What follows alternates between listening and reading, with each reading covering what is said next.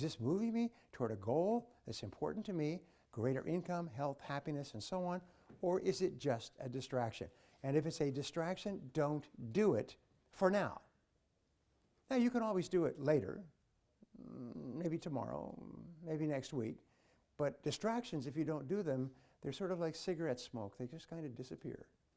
They have no value, they have no importance, you quickly forget them. So what you do is do only those things that are moving you toward the goals that are important to you. And we will talk about goals in a few minutes. So by the time we're finished, you're going to absolutely know what goals are important to you, and all you have to do is work only on those all day long. And you will double your productivity, performance, and output. But even more than that, when you are working and making progress toward a goal that's important to you, you feel happy all the time. It's a continual source of not only physical, but spiritual and psychic energy. You are happy, you laugh, you have energy, you just feel so good about yourself when you're working progressively towards something that's important to you. They just finished a whole series of studies, and I read them over and over again, on what motivates people in the world of work. How do you hire the best people? And the answer is you give them jobs where they feel that they're growing and becoming better, and they're making progress, and they're making a contribution. This whole sense, as Earl Nightingale said, that happiness is the progressive realization of a worthy ideal, moving toward a worthy ideal. Well, I've studied this subject at great length. There's just been a 22-year study on elite performance, and they're looking at the fact that everybody starts off with no earning ability. We all start off at the beginning of our career, and about 1.5% of the population in any country starts work for the first time each year. They finish school, and then they line up like a great marathon race, and they line up and they get ready to start their careers, to take their first job. And then the gun goes off, bang, and everybody starts to run. And over the years, some people get way, way ahead. The great majority stay in the middle, and then some people fall so far behind they think they're first. And so they said, well, let's study these people who get way, way ahead. And who would be a good study group? So they studied the presidents of the Fortune 500. These people last year made an average of $10.3 million. Some made 40, 50 million. But they made an average of $10.3 million.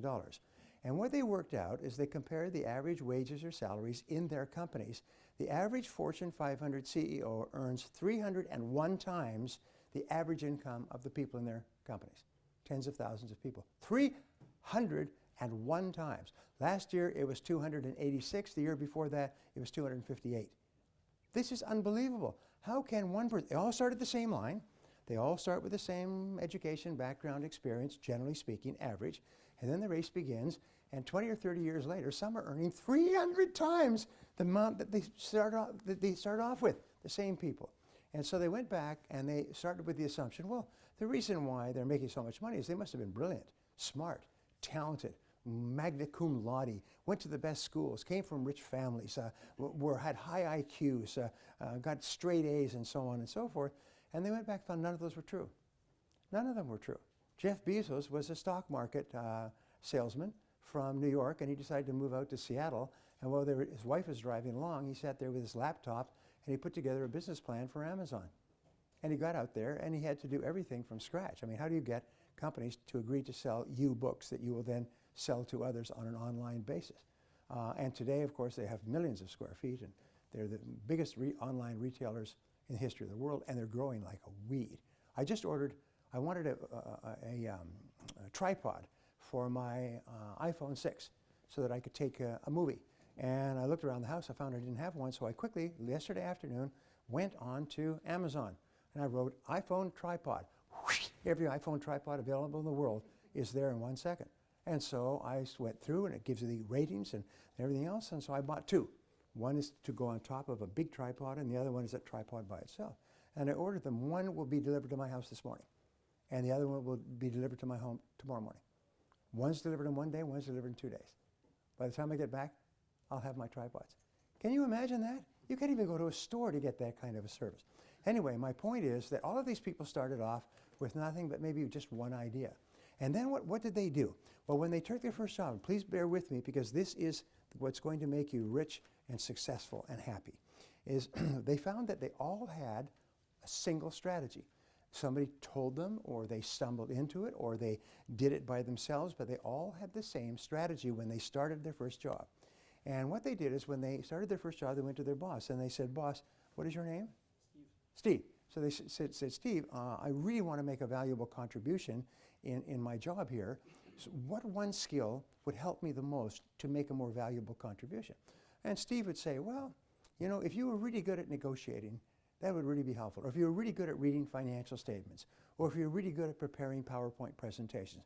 Whatever it was, for every single person, there's always a skill that can be more helpful to them than anything else at a given moment. And by the way, this is true for all of us. And so the person would say, "Okay," and they will have gone to school. And in school, what do you have? You have a lesson plan. What is a lesson plan? Well, you have a subject. You want to learn this subject. And then you make a list of the books you could read or the articles, and you could find this out by asking your friends or going onto Google or going to Amazon to see the best-selling books, the audio programs that you can listen to, preferably Brian Tracy audio programs, and then the courses that you can take, like this course with Dustin. You can come to a course like this that can save you 5 years of hard work because it teaches you in a compressed and compact way stuff that might take you years to learn by experience. And many things, as you've seen in the last couple of days, you'd never learn by experience. They're just stuff that has been discovered and rediscovered by professionals, but you never stumble over them walking down the street.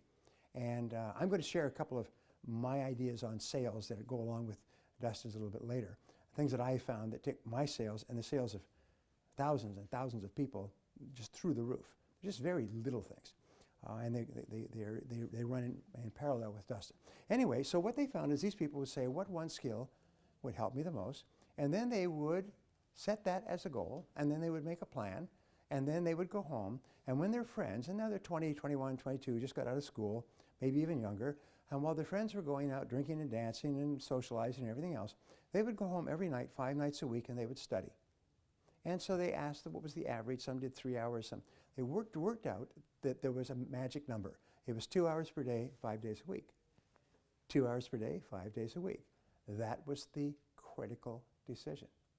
So I was in Russia last week, and I was giving this example. I said, "Now tell me, I'm not that familiar with your time system here. How many hours are there in an average week here in Russia?" Everybody goes, and then they realize I'm putting them on. And I said, and then some of them say 40. I say, no, there's not 40 hours. There's 24 hours in a day times 7. Oh, I said, it's amazing. Half the audience doesn't really know how many hours there are in a week. It's 168. 7 times 24 is 168. Now, here's a question. If you wanted to be wealthy and happy and successful and one of the highest paid people in your field, live in a big house, drive a nice car, go to first-class restaurants and take your family on wonderful vacations and put your kids in private schools, could you invest 10 hours out of 168 hours each week? Well, when they went back, that's now 25 years, they found that these people made that decision. And it's sort of like crossing the line. Like, remember at the Alamo, they just crossed the line. They said, I'm going to invest 10 hours a week, 2 hours a day, 5 days a week. I will watch television or socialize or do other things afterwards or not at all. But I'll invest 10 hours a week. And that 10 hours a week was very much like in a race where everybody's running and they just started to run a little bit faster. And as they ran faster, they started to get ahead of everybody else. And most people in life aren't even running. They're just kind of strolling. They're just kind of strolling through life.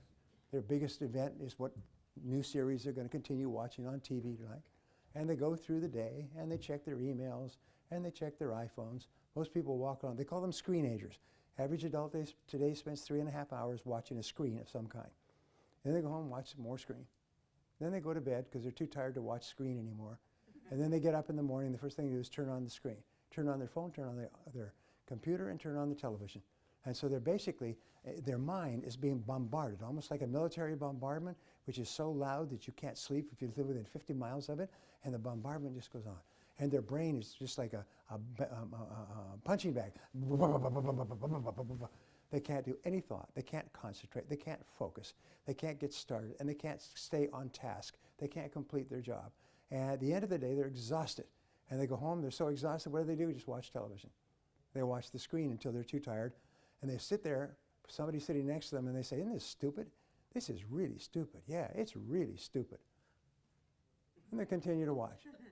And then if they're not happy with that, they turn to something else that's stupid. You see some of those sitcoms they have on television with the canned laughter? They turn on the laughter. wasn't even funny. But, and you go, So my point is that what they would do is they would spend 2 hours every night. And what would happen is they would start to move forward. Now, Albert Einstein said the most powerful force in the universe is the force of compounding. Some people say he said compound interest, but compound interest is just a method of compounding. It applies in physics, it applies in chemistry, it applies in mathematics, it applies in money.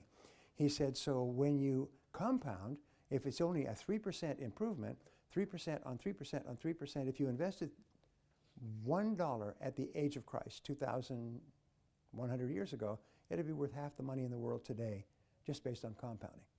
You'd be rich. All the great fortunes in the world are based on compounding. Is they invest the money and they just let it grow. And they just look for ways to let it grow. They don't go for a big score. They don't try to win the lottery. They don't want to try to double their money overnight. They just invest the money and let it grow carefully. That's why commercial real estate, even residential real estate, is such a good investment, because it may go up and down, but it always goes up over time. And so it just compounds. Anyway, when you learn a new skill, if you can imagine a ladder, this is the ladder of success. And each rung on the ladder is new knowledge, new skill. The knowledge is how to do it, and the skill comes from experience. You learn and do, learn and do, learn and do. So every time you learn a new skill, you move up the ladder of earning ability. You increase your ability to get results that people will pay you for. And you learn a new skill, and you increase your earning ability. And as you climb this ladder, they found that the richest, most successful, highest paid people in our society just keep climbing that ladder. When Peter Drucker, greatest management guru of all time, was 94 years old, he was still engaging in 3-year learning projects. His professor, when he was 20 years old, said, learn one new subject every 3 years. It will not be enough for you to be an expert, but you will be an authority. So he began, and he studied poetry and archaeology, and he studied medieval history, and he was working on koans, the little Japanese poems. He spent 3 years studying Japanese poetry and learning how to write Japanese poetry when he was 94 years old when he died. He just kept learning every year. One of the smartest men in the world, learning all the time. Anyway, so what they found was that as you climb this ladder, you earn more and more. And every single skill that you learn, you compounds. So what happens is, I used to think it was just sort of like a ladder, and each new skill increased your earning ability, and you got more money. But what I found recently is that it compounds. So if you learn a skill, and it compounds times your existing skills. So now you can get not just a little bit more result, but a multiplied result. And then you learn a third skill and a fourth skill, so your income and your earning ability actually compounds and it goes up. And that's why you get to the point where you're earning 300 times the average income of another person who started off at the same place with the same education and the same level of intelligence and everything else, but these people just went to work, did their job, went home and socialized, and spent most of their time today on screens. But not the top people. The top people picked one A task every single day, and they focused single-mindedly on that, and they didn't do anything but that, until finally they developed a habit of starting every day working focused totally on their most important task. And if someone comes and says, have you got a minute to talk? No, not right now. I've got to get this job done. I've got to get the job done. So they're almost like fanatics on it. And these people go up and up and up and up very fast. And I've worked with people all over the world. They come back to me at my seminars a year later and they say, I can't believe it. I've increased my income 5 times. I struggled for years. I increased my income 5 times. I just do only A tasks. Someone talks to me when I'm doing an A task? Nope, sorry, I can't talk to you. I'm too busy. Got to get this job done. Go and talk to him and ruin his career.